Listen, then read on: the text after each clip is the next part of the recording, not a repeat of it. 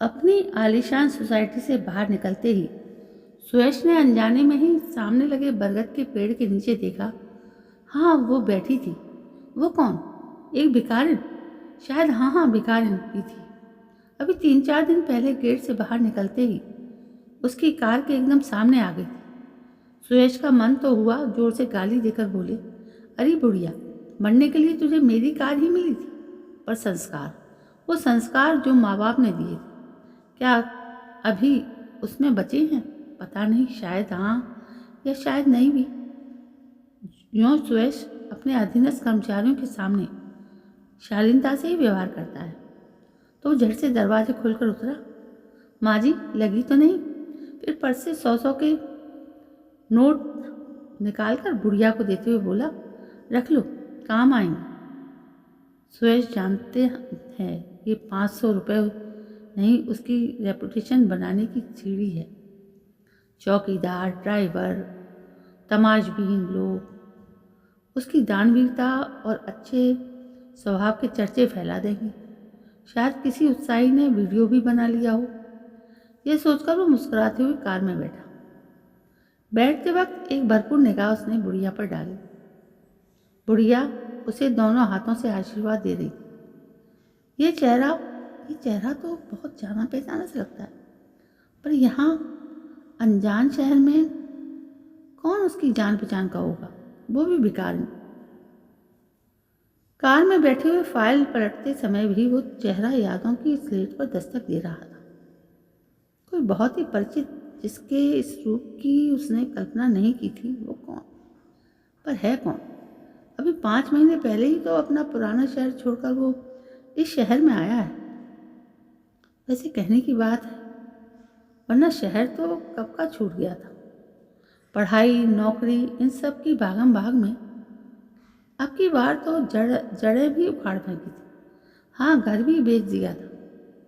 क्या इन 5 महीनों में कभी किसी सिग्नल पर दिखी होगी? पूरा दिन व्यस्तता में बीत गया तो उस पर से ध्यान भी हट गया। दूसरे दिन गेट से निकलते वक्त फिर वो उसे दिखी। उसके बाद तो आते जाते अक्सर वो दिख जाती, बरगद के पेड़ के नीचे बैठी। एक दिन मन में झुंझलाकर ऊपर से सामान्य स्वर में वो बोला, इस भिखारी ने यहाँ अड्डा ही बना लिया है। ऐसे ये लोग यहाँ आकर रहने लगे तो पूरे इलाके की इतना बोलकर बाकी के शब्द उसने मुंह में ही रखे। भाई, रेपुटेशन का सवाल था। वो ऐसा वैसा कुछ भी यूं ही नहीं बोल सकता था। प्रकट में बोला, इन लोगों के लिए भी एक घर होना चाहिए, वृद्धाश्रम जैसा। ड्राइवर बोला, साहब, शक्ल से तो कोई अच्छे घर की लगती है, लगता है हालात की मारी। वृद्धाश्रम तो अमीर औलादों के माँ बाप के लिए होता है। सुरेश का पूरा शरीर झंझना गया। अचानक से उसे याद आ गया, अरे ये तो उसकी इतिहास की शिक्षिका है। पर इस हाल में, ये माना उसकी परिस्थिति अच्छी नहीं थी, पर इतनी बुरी हालत, और वो भी यहाँ। उसने तुरंत गाड़ी को मोड़कर उस बुढ़िया के पास ले जाने को बोला और सोचने लगा, उसकी ये सबसे कठोर, अनुशासित और विरोधाभास के रूप में विद्यार्थियों की उतनी ही प्रिय शिक्षिका इस हाल में और यहाँ कैसे? वो इतनी योग्य थी कि कभी उन्होंने किताब हाथ में लेकर नहीं पढ़ाया। क्या सब उसे मुंह जवानी याद था? किताब की सारी कक्षाओं की उसका डायलॉग आज भी सुयश का पसंदीदा है। It's true, practice makes you perfect, but it is passion who guide you to do the work perfectly. और वही आज इस हाल में। कार के रुकते ही वो तुरंत उतरा। नसीब से वो वहीं चिलचिलाती धूप में बैठी थी। सुयश यह पूछने की हिम्मत भी नहीं कर पा रहा था, क्या आप विद्या मिस हो? उसने पूछा, अब आप कैसी हो?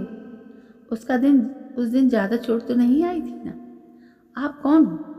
मुझे आपको देखकर अपनी एक शिक्षिका की याद आती है। क्या आपका नाम विद्या है? क्या आप अमुक शहर में रहती थी? वो बुढ़िया तो फूट फूट कर रोने लगी।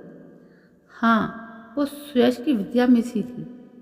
मिस, आप इस हाल में शहर से इतनी दूर कैसे? मिस ने बताया, मेरा बेटा मुझे पूर्वोत्तर भारत घुमाने ले गया था। एक दिन भीड़ में मैं उससे बिछड़ गई। अनजान भाषा, अनजान लोग। पर आप तो पढ़ी लिखी हो, आप वापस घर जा सकती थी। हाँ बेटा, वही किया। अपने पति की निशानी, अपनी अंगूठी बेचकर शहर वापस गई तो पता चला वो घर बार बेचकर अपने परिवार से न जाने कहाँ चला गया। पर वो ऐसा कैसे कर सकता था? साथ नहीं रखना था तो आपको आपके घर से बेदखल नहीं करना चाहिए था। क्रोध से तमतमा कर सूरज बोला, कम से कम कहीं अच्छे वृद्धाश्रम में आपका इंतजाम तो करना ही चाहिए था। आंसू को पोंछते हुए बोली, आजकल के बच्चे ऐसे ही हैं। देखो, जाते जाते मुझ बेचारी के हाथ में ये पर्चा थमा गया था। उस भिखारी ने अपनी मैली कुचैली गांठ से एक टुकड़ा मुड़ा कागज निकाला। उसमें लिखा था, जो भी इसे पढ़ रहा है वो इन्हें वृद्धाश्रम पहुंचा दे। सुयश कांप गया। क्या ये बिल्कुल उस पर्चे जैसा नहीं है? ऐसा ही एक पर्चा वो भी महीनों पहले अपनी सुयश ने दोनों हाथों से अपना सिर पकड़ लिया। पर यह पर्चा इनके पास कैसे? जो भी वो बोल रहा है, क्या उसे बोलने का अधिकार भी है? क्या मिस के बेटे जैसी हरकत उसने नहीं की थी? मिस तो पढ़ी लिखी है, फिर भी उनकी यह हालत। उसकी माँ बेचारी, क्या वो भी ऐसे ही भीख मांग रही होगी? वो माँ जो चलते समय अपनी साड़ी का पल्लू उसके सिर पर रख देती थी जिससे धूप ना लगे। वो माँ जो बारिश में पूरी छतरी उस पर रखती थी कि वो भीग न जाए। वो धूप बारिश में न जाने कहाँ दर दर भटक रही होगी। अचानक से वो विद्या मिस के पैरों पर पकड़कर रोने लगा। Sorry miss, very sorry miss. Mummy आपके साथ हैं ना? आप फिर से मुझे मेरी गलती का आभास कराने के लिए ये सब कर रही हो ना? मिस, मैं अपनी गलती स्वीकार करता हूँ। माना मेरे गुनाहों की माफ़ी नहीं, पर हमेशा की तरह आपने मुझे सही रास्ता दिखाया, मुझे मौका दिया आपने। मैं अपनी गलतियों का प्रायश्चित करूँगा। वापस लौटकर शहर जाते समय विद्या मिस ने उसे बताया कि कैसे उसके छोड़कर आने के बाद कैसे उसकी मम्मी भटकती हुई शहर वापस आई, जहाँ उसे सबसे बड़ा झटका लगा कि उसका घर भी बिक चुका था। नाते रिश्तेदार सब दूसरे शहर में रहते थे, जिनके आगे वो बेटे की तारीफें करते हुए ना थकती थी। उनको बेटे की ये करतूत किस मुंह से बताती? उसे कोई नहीं सूझा तो वो विद्या मिस के पास गई। आखिर बचपन से वो ही उसको सुधारती और सही राह दिखाती। एक बार फिर गुरु अपने शिष्य को गलत रास्ते से लौटा लाई थी। विद्या मिस के घर पहुंचने पर सुयश और उसकी माँ क्या निर्णय लेती हैं? माँ सुयश के साथ रहना चाहेगी या वृद्धाश्रम में, या अपने जीवन का निर्णय स्वयं लेगी? इन सारे प्रश्नों के उत्तर भविष्य के गर्भ में है। इतना तय है कि माँ का खोया हुआ सम्मान और सम्मान से जीने का अधिकार तो उन्हें मिल ही जाएगा। तो दोस्तों, ऐसी भी कहानियाँ हैं जीवन की कि एक बेटा अपने माँ बापों को छोड़ देता है। आपको कैसी लगी ये कहानी? यदि पसंद आई हो तो लाइक, शेयर, कमेंट जरूर करें और मेरे चैनल को सब्सक्राइब करना ना भूलें। दोस्तों, कल मैं फिर हाजिर होती हूँ एक नई कहानी को लेकर।